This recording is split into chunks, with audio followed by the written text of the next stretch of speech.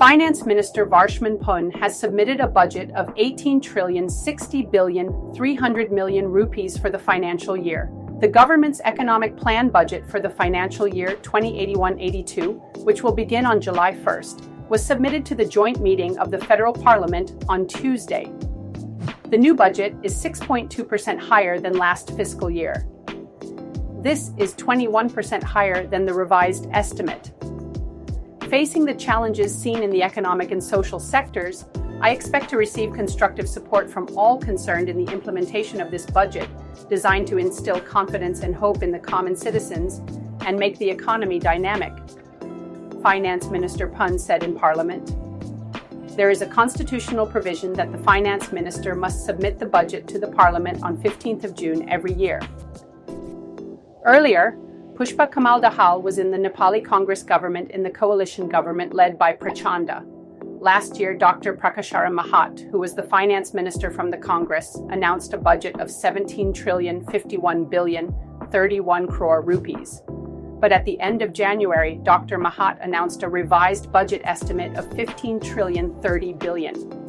Although the revenue was much lower than expected last year, there has been a gradual improvement in revenue collection this year.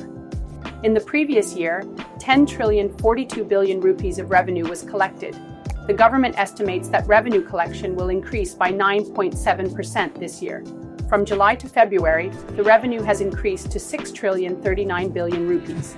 As the target of 6% economic growth rate was set in the previous year's budget, the economic survey presented in the Parliament on Sunday showed that this target will not be achieved in the current financial year, which is counted until the end of June. Earlier in the financial year 2078-79, the economic growth rate was negative due to the COVID epidemic. The main opposition Nepali Congress has been disrupting the previous parliament session, demanding the formation of an investigation committee on cooperative fraud.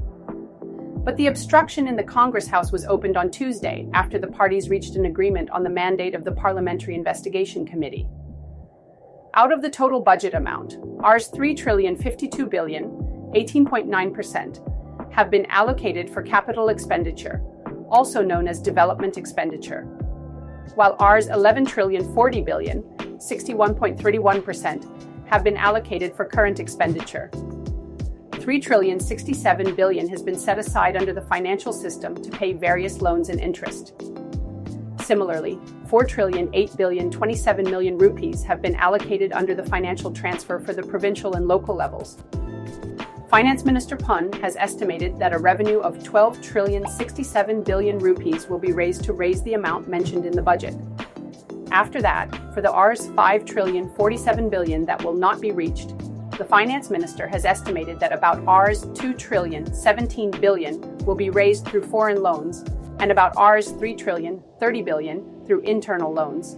The government has set a target of achieving 3.1% economic growth and limiting inflation to 6.3%.